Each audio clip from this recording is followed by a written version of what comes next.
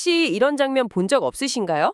유명 레스토랑에 갔는데 정작 셰프는 주방에서 묵묵히 일하는데 입구에서 예약 확인하는 직원이 무슨 대단한 권력자처럼 손님을 아래 위로 훑어보는 그런 모습이요? 있죠. 혹은 대기업 총수는 늘 겸손한데 그를 수행하는 비서나 운전기사의 어깨에 들어간 힘이 더 대단해 보일 때도 있고요. 맞아요. 그 권력의 진짜 주인이 아니라 그 옆에 있다는 사실만으로 자기가 특별해졌다고 착각하는 거죠. 바로 그겁니다. 바로 이런 행동의 원조격이라 할 수 있는 고사성어 안자지어입니다. 네, 사마천의 사기에 기록된 이 짧은 이야기 속에 정말 많은 것이 담겨 있더군요. 맞습니다. 이게 단순히 남의 힘 믿고 거들먹거리지 마라 뭐 이런 얕은 교훈에서 끝나지 않거든요. 아, 그런가요? 오히려 한 사람의 인생을 송두리째 바꾼 아내의 날카로운 조언, 그리고 그 조언을 받아들일 줄 아는 남편의 용기, 와, 심지어 그 변화의 가능성을 알아본 리더의 지혜까지 담겨있는 아주 입체적인 성장 드라마라고 할 수 있습니다. 좋습니다. 그럼 먼저 이 네 글자 안자지어부터 좀 풀어봐야 할 것 같아요. 이름 자체에 모든 등장인물이 다 들어있다고 하던데요. 네, 맞아요. 안자쥐어 하나씩 보면 어떻게 되나요? 네, 첫 글자 안은 춘추시대 제나라의 전설적인 명제상 안영의 성입니다. 아, 안녕. 그리고 두 번째 글자 자는 우리가 공자, 맹자 할 때처럼 존경하는 스승에게 붙이는 존칭이죠. 그렇죠. 그러니 안자는 안영 선생님이라는 뜻입니다. 아, 그러니까 이야기의 핵심 인물이 안영이라는 분이군요. 그럼 지는 우애라는 뜻일 거고 마지막 어는 뭔가요? 그게 핵심이죠. 이게 제일 중요한 단어 같은데요? 정확합니다. 어는 말을 부리고 수레를 모는 사람, 즉 마부를 뜻합니다. 마부요? 네, 그래서 안자지어를 직역하면 말 그대로 안영 선생님의 마부가 되는 거죠. 와, 이거 정말 재미있네요.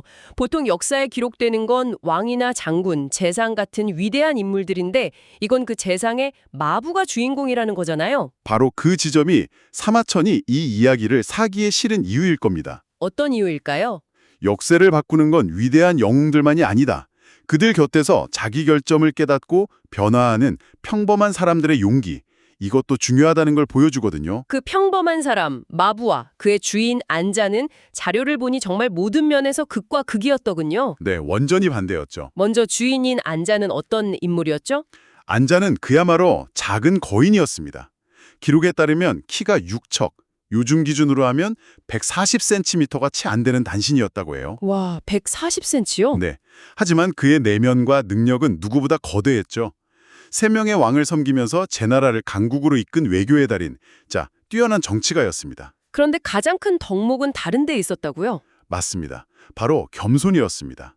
모두가 그를 존경했지만 그는 늘 자신을 낮췄다고 합니다. 140cm의 재상이라니 상상이 잘 안 가네요. 그런데 그의 마부는 정반대였어요. 완전 반대였죠. 키가 8척, 요즘으로 치면 180cm가 훌쩍 넘는 거구의 대장부였습니다. 외모만 그런 게 아니라 태도는 더 거만했죠.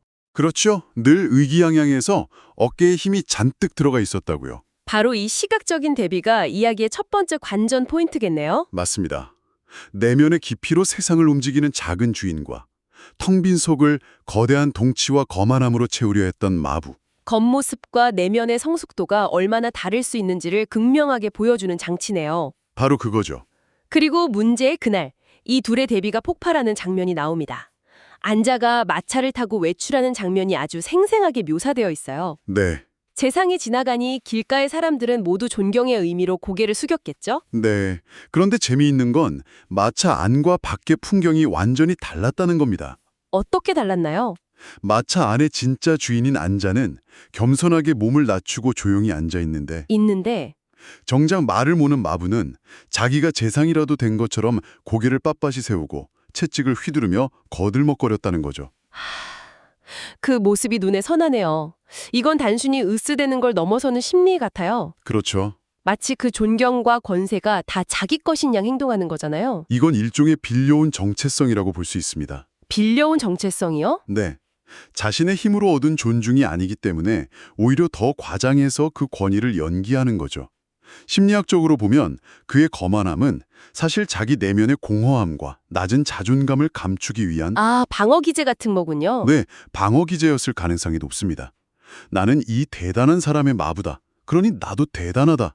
라고 스스로에게 그리고 세상에게 외치고 있었던 겁니다. 아, 그 분석이 확 와닿네요.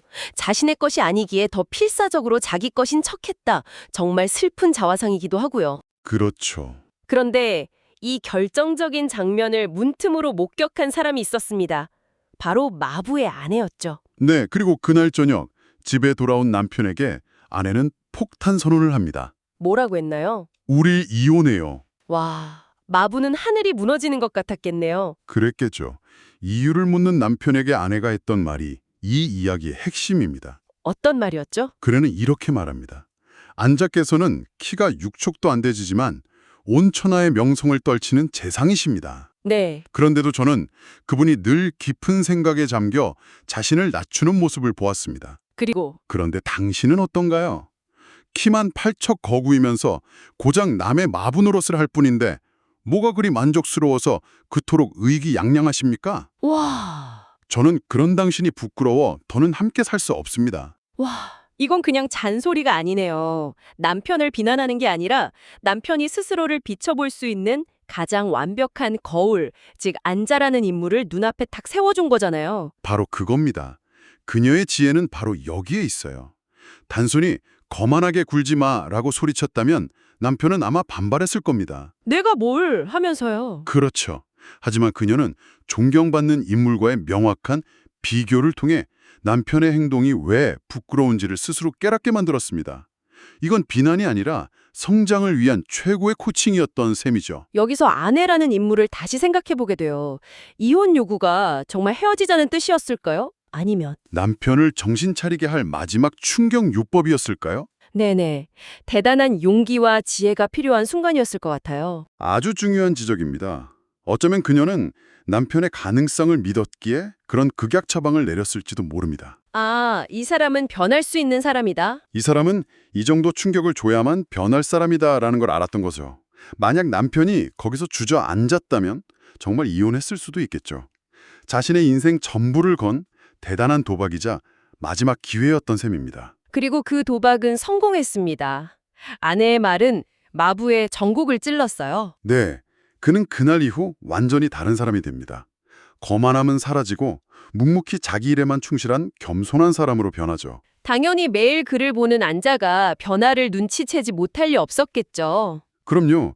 이상하게 여긴 안자가 이유를 묻자 마부는 숨기지 않고 아내에게 들었던 말을 모두 솔직하게 털어놓습니다. 자신의 가장 부끄러운 모습을 주인에게 고백한 거네요. 이것도 또 한 번의 용기가 필요했을 겁니다. 이제 안자의 차례네요. 보통의 상사였다면 자네 원래 그런 사람이었군 하고 혀를 차거나 심하면 해고했을 수도 있잖아요. 하지만 안자는 달랐습니다. 그는 마부의 과거 잘못을 탓하지 않았어요. 오히려 자신의 허물을 인정하고 쓴소리를 받아들여 스스로를 고칠 줄 아는 그 태도를 높이 평가했습니다. 아, 그는 마부에게서 성장 가능성을 본 겁니다. 이건 진정한 리더만이 가질 수 있는 통찰력이죠. 그리고 그 결과는 정말 드라마틱합니다. 네, 안자는 마부를 조정에 추천해서 대부라는 높은 벼슬까지 받게 하죠. 맞습니다. 한낱 마부가 아내의 지혜와 자신의 용기, 그리고 리더의 안목 덕분에 인생 역전에 성공한 겁니다. 이 결말 때문에 안자지어가 단순한 훈계 이야기가 아닌 거군요. 바로 그겁니다. 실패를 처벌하는 것이 아니라 변화의 가능성을 보고 투자하는 리더십의 중요성을 보여주거든요.